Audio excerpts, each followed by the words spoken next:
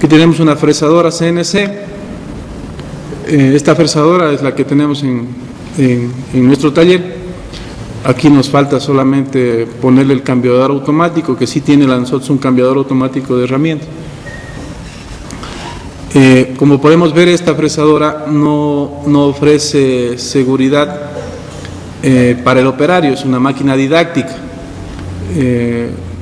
Entonces hay que tener mucho cuidado de mientras esté realizando algún tipo de mecanizado, mantener la distancia de seguridad que está pintado o que se debe mantener para este tipo de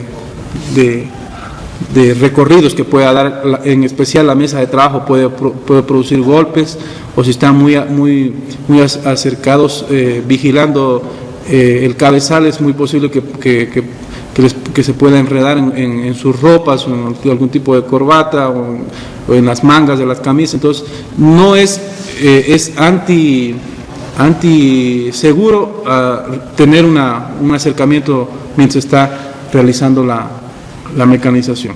Acá tenemos, miren, el panel.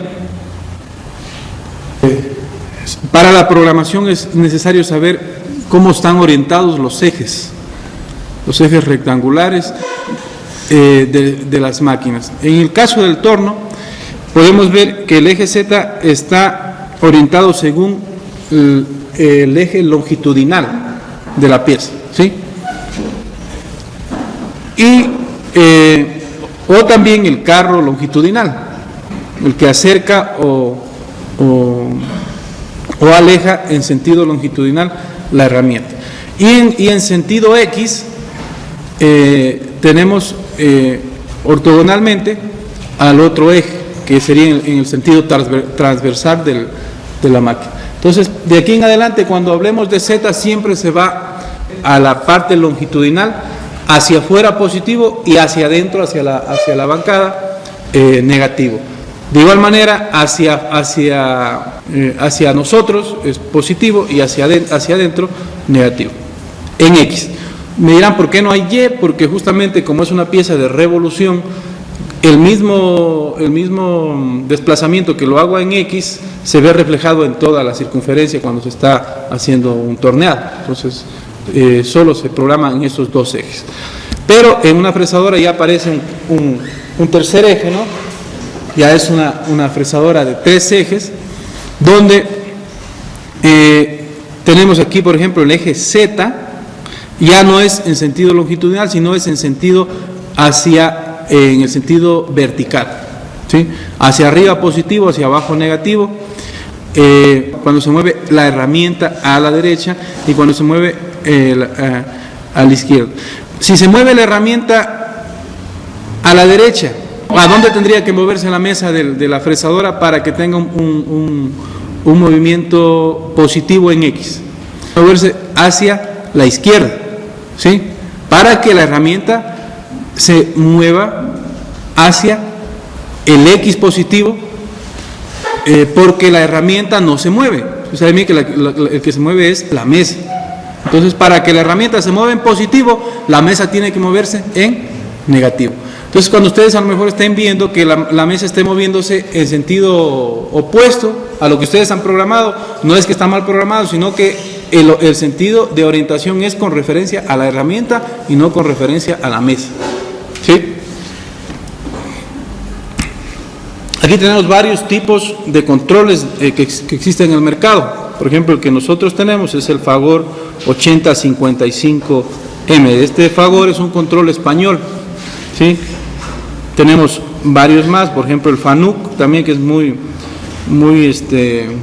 difundido, y también otro Emcotronic, que también es bastante difundido a nivel mundial. Los mecanismos de posicionamiento que tiene una máquina son accionadores y los sistemas de control. Los accionadores, ¿qué son?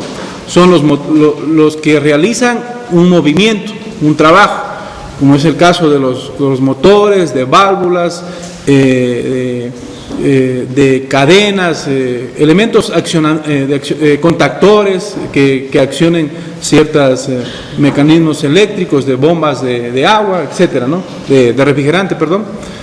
Y también los sistemas de control. Los sistemas de control, está realmente el sistema de control numérico, que es la computadora, que lo que es la computadora manda las instrucciones que están programadas, pero existe y a este se conoce, al control numérico se conoce como un bucle abierto, porque es quien manda las órdenes, pero quien realmente hace una verificación que si realmente se hizo esa acción es un equipo que se llama un PLC. El PLC es el que controla realmente los elementos de motores, de servomotores, y tiene también sensores para verificar si, por ejemplo, yo le mandé un código que se vaya a X10, que revise si realmente se fue, ¿sí? Que haga una medición, y si no lo hizo, pues que lo corrija y lo haga en tiempo real. Entonces ahí es donde maneja la precisión, cuando se tiene un bucle cerrado. ¿Qué quiere decir un bucle cerrado? Que quiere decir que tiene un sistema de medición que compensa el error si es que lo hubiere, ¿no?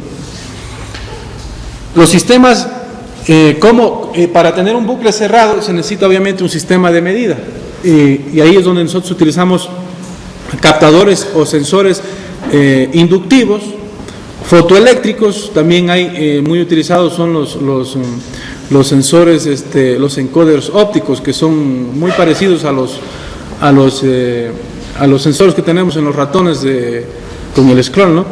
Donde miden la rotación. Entonces, pero acá es sensor encoders mucho más precisos, que exactamente digitalmente nos dan una medida de la posición angular o lineal, sea el caso del sensor, y de esa forma nosotros poder corregir el error. El diseño de las máquinas tiene que ser de tal manera que nos asegure la precisión y nos asegure la repetibilidad. ¿Qué quiere decir? Que en bastante trabajo mantenga su precisión, que no sea precisa solo por un tiempo, sino es toda su vida útil para la que está diseñada, su estructura, sea la estructura de fundición o estructura de algún tipo de metálica, pues tenga que mantener su precisión a lo largo de su vida útil. También tiene un sistema de refrigeración. En el caso de máquinas herramientas para metales, se tiene aire y también se tiene un refrigerante para enfriar las máquinas, que es una mezcla de un aceite polímero con agua. Entonces este refrigerante es el que se utiliza cuando son metales muy duros, y cuando estamos hablando de metales blandos como aluminio, o si hacemos madera o plástico, sería suficiente solo utilizar aire muchas veces para poder visualizar, y otras cosas para enfriar un poco la máquina. Entonces los sistemas de cambio de herramienta son optativos. ¿Por qué son optativos? Yo puedo pedir una máquina de control numérico que tenga cambiador de herramienta o que no tenga cambiador de herramienta, ¿sí? Obviamente cuando no tengo cambiador, yo tengo que hacer el proceso de cambio manual, pero en caso de cambio de herramienta automático lo hace sola la máquina sin necesidad del operario. Entonces tenemos dos tipos de cambiadores de herramienta. Tenemos de torreta giratoria y de almacén, y también tenemos un tipo de almacén de herramientas. Y vamos a ver